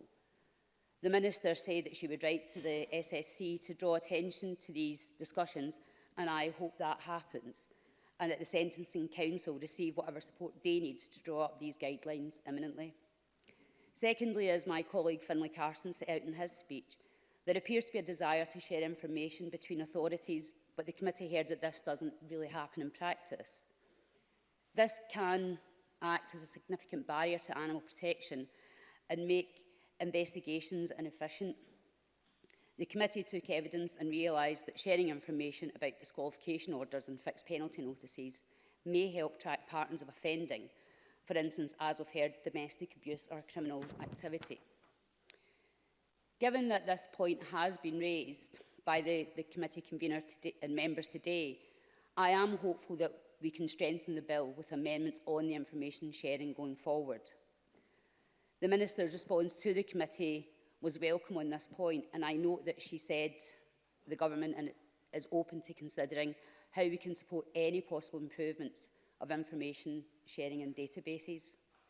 So to conclude, Deputy Presiding Officer, the Scottish Conservatives look forward to working with other parties to make sure that happens and that necessary improvements are made to the bill to make the bill as strong as possible. As the Minister stated in her opening remarks, any animal cruelty or wildlife crime will not be tolerated. Thank you. I now call Mary Gouchon to wind up the debate. I'd be obliged if you could take us to 4:45, please, Minister. I have about 1 million pages here, so I will quite happily oblige you with that. So I've been frantically taking notes throughout the debate because there have been an awful lot of points raised today. Because as we've heard, we all take animal welfare and wildlife crime very seriously in Scotland and right across this chamber. And it's a subject which people are rightly passionate about, and that's why I am so proud to be introducing this important piece of legislation to strengthen and modernise the enforcement of our world-leading legislation. Because I do believe that we have some of the best animal welfare standards in the world, and this important and focused bill will have real impacts on the ground as soon as it comes into force later this year. And it will send a strong message that animal cruelty and wildlife crime of any kind will not be tolerated.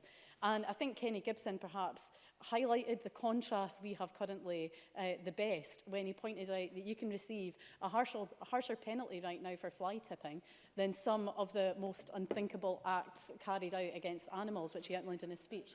Yes. Finlay Carson. Thank the Minister for taking the intervention. Given the restrictive nature of what we're dealing with in this amendment to the bill, and the long list of other pieces of legislation that are coming forward, such as members' bills, Do you agree that there should have been some consideration that the 2006 should have had a fuller review and as Christine Graham mentioned, the potential to consolidate these other pieces of legislation to make it slightly more simple to navigate? Marie Goujon. I know this was a point that the member raised in his contribution earlier, but I would say, I hope that I outlined in my opening statement as well about all the other complementary measures that we need to do. So the measures that we're introducing today require primary legislation. There are others that require secondary legislation. And there are a number of different areas that need to be looked at. But I do think that we're doing that in the most streamlined and consistent way as we possibly can. Now, we also heard from Stuart McMillan about the truly horrific crimes that have taken place. And I think, again, that emphasises why these proposals are so important and why the penalties need to better reflect the seriousness of the crimes that take place. So I'm happy to reiterate what I stated in my letter to him because these crimes will be considered to be serious, that time bar won't apply, and that is a vitally important measure that we're introducing. The bill will reduce the burden on the court system, on enforcement officials, the police, but more importantly, it will better protect the vulnerable people and animals involved in these often troubling animal welfare situations. And it's also welcomed by stakeholders, it has strong support from the public, and I do hope that the provisions will lead to behaviour changes which further reduce the incidence of animal cruelty and wildlife crime. Now, members have highlighted a number of issues related to the bill, which I will try and cover them as best as I can in closing, as well as some of the issues that came out of the Stage 1 report. And I think I'll start by picking up a few of the points that Gillian Martin raised on behalf of the Environment Committee. And firstly, the penalties that we've outlined for wildlife crimes. And that was highlighted by Gillian Martin as well as Claudia Beamish and Colin Smith and a few others in the chamber today. And I just want to explain a bit more about the rationale that we have for the position that we reached on determining the penalties for wildlife offences. There are over 200 wildlife offences across many pieces of legislation, and the approach to increase the penalties for this area of crime was to offer a proportionate maximum level for crimes that involve direct unnecessary suffering, which would be similar to the offences under Section 19 and 23 of the Animal Health and Welfare Act 2006. And those offences we identified as having the most severe welfare impact, such as the killing or harming of a wild animal, have been increased to a maximum of 5 years imprisonment or an unlimited fine, or both under solemn conviction, as recommended by Professor Pousty in his review of wildlife crime.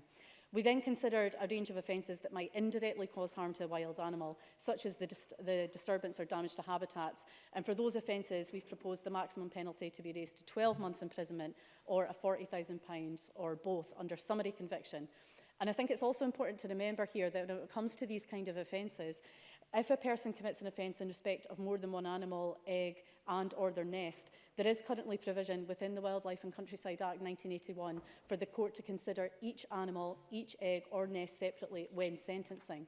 So it would therefore be possible for a fine to be imposed up to the new maximum of £40,000 in respect of each animal, egg or nest.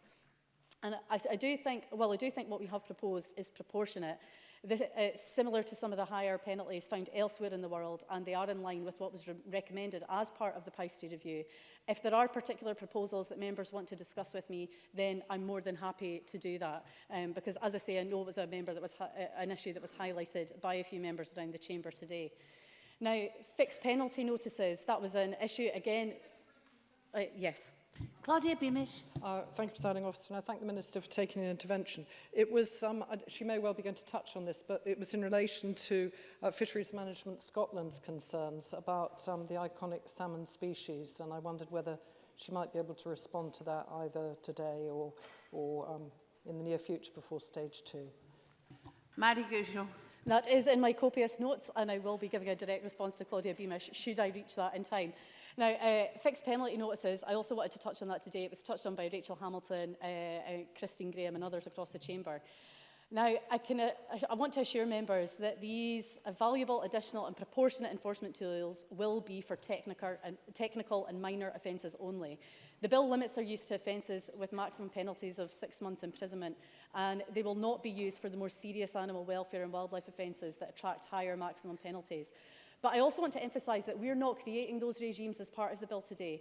The bill will establish the powers to create them, but they'll be subject to parliamentary scrutiny as they progress, because they will be going through the affirmative process. And when I attended the committee, I stated that I would work with them on developing those regulations, and I'm still absolutely more than happy to do that, because I'd rather that we work together and we got them right. Now, Finlay Carson raised Scottish sentencing guidelines, again raised by a few other members, and I'm happy to explain some of that now. As he mentioned, the sentencing guidelines are quite rightly the responsibility of the Scottish Sentencing Council, and as Annie Wells touched on, in May 2019 the SSC announced that guidelines on wildlife and environmental crimes were being deferred to deal with sexual offences, and they also highlighted a delay would be needed anyway because guidelines can't be prepared while penalties are in the process of being changed. So again, I'm happy to reiterate what I said in the committee report, and I'll be writing to SSC to draw their attention to the discussion that we've had today, so that will help inform their considerations about the future work programme. And when it comes to vicarious liability, after careful consideration and discussion with stakeholders, my officials and I haven't been able to identify any further offences to which we think it would be useful or appropriate to extend the offence of vicarious liability to. But again, I'd welcome suggestions on other particular offences which could warrant that. I'd happily look at that further. I think Claudia Beamish might have mentioned a suggestion earlier, but I'm happy. Excuse me, Minister. There's a terribly irritating low murmur going round the chamber. We only have a couple of minutes left in this response. If we could listen to it, please. Marie Goujon. Okay, when it comes to pesticides, this was an area that was touched on by Rachel Hamilton, and I believe she raised that in committee as well, and the potential for a pesticide amnesty. Now, there have been 2 previous pesticide amnesties in Scotland, and we think it's unlikely that a further scheme would be effective because those who wish to dispose of their stock have had ample opportunity to do it. But we also sought the views of SASA, ARPID, Police Scotland, and the Crown Office and Procurator Fiscal Service on the need for and the effectiveness of another disposal scheme, and it was felt that there would be little merit in undertaking another disposal scheme. I know that there was also a point raised about looking at increasing the penalties for holding these illegal pesticides. Again, I'm open to having that conversation with members. Another important area I want to touch on before I close, which was raised by almost everyone in the chamber today, was about the Scottish SPCA and additional powers for wildlife crime. Now, I'm sorry, but I don't think I have the time available. Now, to consider this as part of the bill would mean pausing it to investigate the issues fully and to gather more evidence before coming back to Parliament. And so this, because it isn't just a simple case of granting more powers, doing that could potentially mean changes to the SSPCA as an organisation themselves, which obviously they need the time to consider. And given the amount of work that has to be done, my fear is that that could significantly delay the bill to the extent that there might not be sufficient time to complete its passage in this current parliamentary session. I want to make sure that this gets the time and detailed consideration it deserves, so I've already committed, and I'm happy to reiterate again, that commitment today that this will be investigated, and I hope that members will be content with that assurance. Now, there are a number of other points I hoped to be able to touch on today. One of those was in relation to Claudia Beamish and wild salmon. I will respond to her about that. But I do think an important final point to touch on was one that Colin Smith raised in his intervention to Claudia Beamish about any appeal process when animals are seized. First of all, I think it's important to highlight that the decision to appeal can only be made within 3 weeks, and the onus now lies with the owner to make that appeal and to pay the lodging court fee. So this is a complete change to the current process. And the decision on appeal is also final. There is no further appeal beyond that. So this is and will be a much more expedited process, infinitely more so than it is at the moment. And I would also add that compensation is considered entirely separately to that, so that would not hold up any potential proceedings. In closing, I just want to thank all the members for the contributions to the debate today. It's very clear to see the strength of feeling there is around this and just how passionate we all are about the welfare of our animals and wildlife in Scotland. And I'm pleased that it's attracted wide-ranging support from stakeholders and again from members across the chamber today. But I do want to emphasise, for all the points I wasn't able to get through in my speech today, my door is always open. I'm happy to meet and discuss potential amendments with members prior to stage 2 to see how we can improve this legislation. And that offer stands to those who raised issues today that I didn't get the chance to cover and that they would wish to discuss further. And with that, I hope that members will join me in supporting the general principles of the bill. Thank you. That concludes the stage 1 debate on the animals and wildlife Penalties, Protections and Powers Scotland Bill, and it's now time to move on to the next item of business.